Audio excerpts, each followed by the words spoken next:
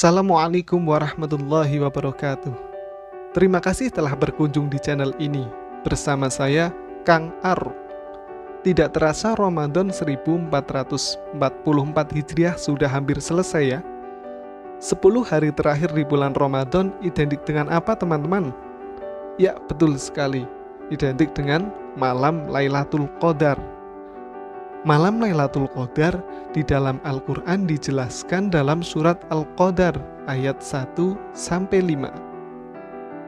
Teman-teman semua sudah tahu sebab turunnya surat Al-Qadar. Oke, kali ini kita akan ceritakan kisahnya. Menurut riwayat dari Ibnu Abbas radhiyallahu an, Malaikat Jibril alaihissalam bercerita kepada Nabi Muhammad SAW tentang seorang hamba yang bernama Sam'un al-Ghazi. Sudah tahu ceritanya? Oke, kita akan lanjutkan. Dia bertempur melawan orang-orang kafir selama 1000 bulan. Bersenjatakan tulang dagu onta, dia tidak mempunyai peralatan perang selain dagu onta itu. Setiap kali dia memukul orang kafir dengan dagu onta itu, pasti orang kafir itu akan mati. Kemudian tidak terhitung mereka yang tewas karenanya. Apabila dia haus, maka keluarlah dari sela-sela gigi onta itu air yang sangat segar, lalu diminumnya. Dan apabila dia merasa lapar, maka tumbuhlah dari tempat itu sekerat daging, lalu dimakannya. Demikianlah kerja Sam'un berperang setiap hari hingga umurnya mencapai 1000 bulan, yaitu sama dengan 83 tahun 4 bulan. Orang-orang kafir itu tidak mampu menolak serangannya. Kemudian mereka berkata kepada istri Sam'un. Istri Sam'un diriwayatkan di sini adalah wanita kafir. Kemudian orang kafir itu berkata kepada istri Sam'un, "Kalau engkau mau membunuh suamimu, maka engkau akan kami beri harta yang banyak." Jadi istri Sam'un di sini akan diberikan harta banyak apabila mau membunuh suaminya, yaitu Sam'un. Kemudian istri Sam'un berkata, "Aku tidak mampu membunuhnya." Kemudian orang kafir itu berkata, "Kami beri engkau seutas tali yang kuat. Ikatlah dengan tali ini kedua tangan dan kedua kaki suamimu itu selagi dia masih tidur. Lalu kami nanti yang akan membunuhnya." Maka ketika Sam'un sedang tidur, istrinya lalu mengikatnya kuat-kuat. Sam'un pun terjaga, lalu dia berkata, "Siapa yang telah mengikatku?"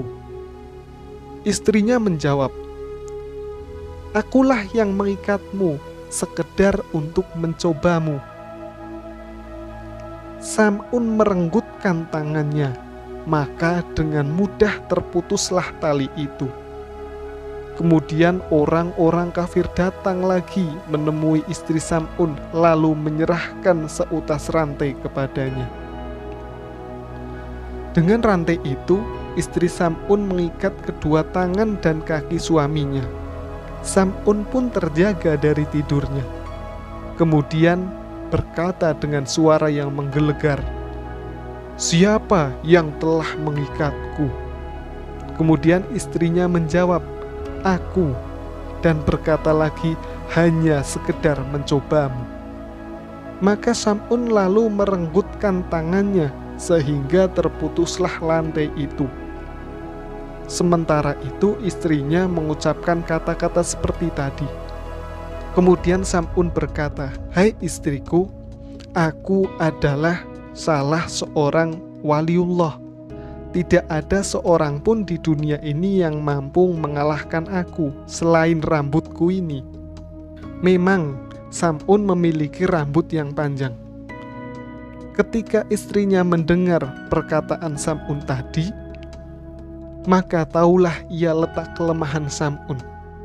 Begitu Sam'un berangkat tidur, istrinya lalu memotong rambutnya yang panjangnya sampai ke tanah itu, sebanyak 8 utas. Dengan 4 utas rambut itu, dia mengikat kedua tangan suaminya, dan dengan 4 utas lainnya, dia mengikat kedua kakinya. Akhirnya Sam'un terjaga dari tidurnya, lalu dia berkata dengan suara keras, "Siapa yang telah mengikatku?"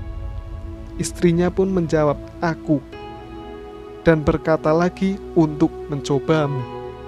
Sam'un mencoba untuk melepaskan diri dari kaitan itu. Namun, sekalipun dia sampai meronta-ronta, dia tetap tidak mampu memutuskan ikatan tersebut. Kemudian istri Sam'un memberitahukan kepada orang-orang kafir bahwa tugasnya telah selesai dengan bagus. Mereka pun datang. Lalu Sam'un mereka bawa ke tempat penyiksaan. Di sana sudah terpancang sebuah tiang. Sam'un lalu mereka ikat di tiang itu kedua telinga Sam'un, kedua mata Sam'un, kedua bibirnya, lidahnya, dan kedua tangannya, serta kakinya mereka potong. Orang-orang kafir itu seluruhnya berkumpul di rumah penyiksaan itu. Sungguh sangat luar biasa perjuangan Sam'un sampai diperlakukan seperti itu. Lantas Allah mewahyukan kepada Sam'un, "Perlakukan apa yang engkau inginkan, aku tampakkan kepada mereka." Kemudian Sam'un menjawab, "Berilah hamba kekuatan sehingga aku dapat menggerakkan tiang rumah ini lalu runtuh menimpa mereka." Lalu Allah memberi kekuatan kepada Sam'un, kemudian dia menggerak-gerakkan badannya sehingga atap bangunan itu runtuh menimpa orang-orang kafir itu. Maka matilah mereka semuanya, termasuk istri Sam'un yang kafir itu. Allah menyelamatkan Sam'un dari kejahatan mereka, lalu mengembalikan kepadanya seluruh anggota tubuhnya setelah kejadian tadi. Kemudian Sam'un masih sempat beribadah kepada Allah Subhanahu wa Ta'ala selama 1000 bulan lagi. Malam hari dia bangun untuk mengerjakan sholat, dan siangnya dia berpuasa hingga akhirnya tewas dipenggal pedang di jalan Allah. Setelah mendengar cerita tersebut, para sahabat semuanya menangis karena ingin menjadi seperti Sam'un. Mereka berkata kepada Rasulullah, "Ya Rasulullah, tahukah baginda apa pahala yang akan diperolehnya?" Maka Nabi pun menjawab, "Aku tidak tahu." Lantas Allah Ta'ala menyuruh malaikat Jibril alaihissalam turun membawa surat Al-Qadar seraya berpesan, "Hai Muhammad, aku memberimu dan umatmu malam Qadar atau malam Lailatul Qadar. Ibadah yang dilakukan pada malam itu lebih utama daripada ibadah selama 70.000 tahun." Sementara itu ada pula sebagian ulama yang mengatakan Allah Ta'ala berfirman, "Hai Muhammad, sholat 2 rakaat pada malam Lailatul Qadar itu lebih baik bagimu dan bagi umatmu daripada menebaskan pedang selama 1000 bulan pada zaman Bani Israel." Cerita ini diambil dari kitab Turatun Nasihin karya Syekh Al-Alamah Utsman bin Hasan bin Ahmad Asyakir Al-Kaubawi. Begitulah kisah dari Sam'un Al-Ghazi. Betapa berat perjuangan beliau dan betapa beruntungnya kita bisa melaksanakan ibadah yang pahalanya sama seperti beliau. Bahkan diriwayatkan pahalanya lebih daripada beliau.